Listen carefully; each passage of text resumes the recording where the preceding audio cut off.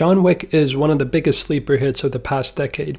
The story about a retired hitman that goes on a path of vengeance after losing his dog in a violent robbery comes disguised as your typical mid-budget action film, and yet somehow went on to spark an entire franchise in its wake. This was all made possible because the series managed to tap into a niche within the action genre that had never been done before.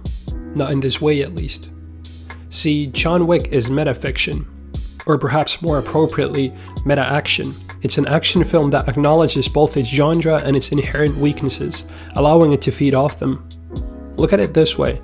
The designing principles you'll find in your typical action film are a hero that's capable but still somehow an underdog. Maybe they've been betrayed by the institution that they thought they could rely on. Maybe the villain has something they hold dear in his squeeze, or maybe it's just their job. Be that what it may, you need something that they can either get or get back. It can be the before mentioned love interest, a MacGuffin, or a number of other things, but you need it to motivate the action. And lastly, you need a deciding principle for the action itself. What kind of a film is it? Whether it's a martial arts movie, a war film, or a spy thriller, the nature of the action has to be clearly thought out because that's what the film is built around. It's an action film. Different franchises take various approaches to these principles. The Mission Impossible films emphasize spectacle over character, with Ethan Hunt living a life outside of the films that the audience is not privy to.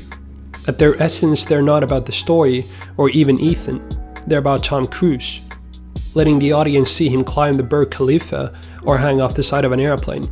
The Fast and Furious films play their cards exactly the opposite. The increasingly absurd action is still the driving force behind these stories, but it's apparent that the heart of the franchise lies somewhere else. Whereas Mission Impossible fans can't wait for Tom Cruise to go bigger, Fast and Furious fans wish the franchise would go smaller, back to their roots with a few people living their lives a quarter mile at a time. Although unique in their own right, both of these franchises are really just different spins of the same wheel. Which finally brings me to John Wick. What if instead of a mere spin, you instead took the entire wheel? If you picked apart all the things that make an action film tick and put them back together in their rawest form. Instead of a story with action, you'd then have action in the form of a story. Every element in the John Wick universe is a clever play at a trope that can be found in all action films. The hero that is usually an underdog is now ridiculously overpowered. The breaks in action take place in a hotel where action is quite literally forbidden, and perhaps most apparently, the notoriously awkward hit-or-miss dialogue One ugly motherfucker has been replaced by a brilliant satire of itself. The characters in John Wick quote action films the same way that we quote them to our friends. The film knows that you know that nobody actually talks like this. But if you're willing to embrace the inherent corniness, there's actually something kinda cool and awesome underneath. Every character in John Wick knows they're in an action film, and exactly how cool that makes them. Especially this guy. Mr. Wick, do enjoy your party. And a film that is willing to acknowledge you at that level is also a film that knows how to deliver what you came to see. The action. Action that's heart doesn't lie in computer-enhanced spectacle, but rather professional execution. The directors of the series, Chad Stahelski and David Leitch, are both former stuntmen, a background that has made them the perfect candidates for helming a series such as John Wick. Whereas a typical director is often just concerned with achieving the illusion of action, professional stuntmen are interested in the physical performance itself. Instead of getting lost in the seas of frantic cutting, John Wick manages to combine the know-how of professional martial arts performers with one dedicated star and maintain that vision of excellence. The action in John Wick is embraced. It's visible. Nothing is blocked away to hide an awkward performance or an unpracticed move.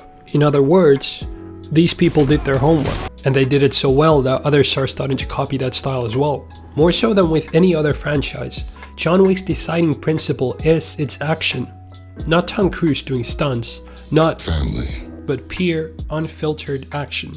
And every additional element, the clinically efficient and brilliantly realized world formed around assassins, the mise en scene, is to either enable or highlight that action in spectacular fashion. Even the dog. Only by giving your hero a primal motivation such as revenge and giving him nothing to lose can you fully enable him as an action star.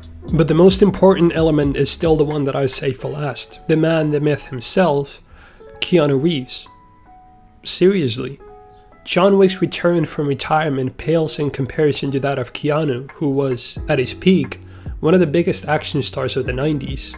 The mythical status of John Wick dances a very fine line between cool and absurdly comical. I once saw him kill 3 men in a bar with a pencil. This flaw was addressed in the original screenplay by writing Wick as a man in his 60s to accommodate for that level of reputation, but the producers figured that maybe instead of trying to build a myth from within the story, it might be better to bring one in from real life. As director Leach stated in a film stage interview that I'll link below, Keanu Reeves is John Wick, and we're just here to make sure we help him deliver that. It's worth stating that I don't consider John Wick to be a superior film to any of the ones discussed, merely a drastically unique one.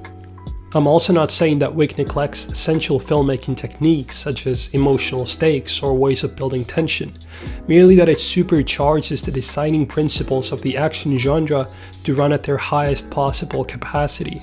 Because of the near flawless synthesis of its parts, the premise, the star, and the designing principle of its action, John Wick stands at a unique position of realizing the vision that many before it have failed to embody. An action film that runs on the pure essence of its genre.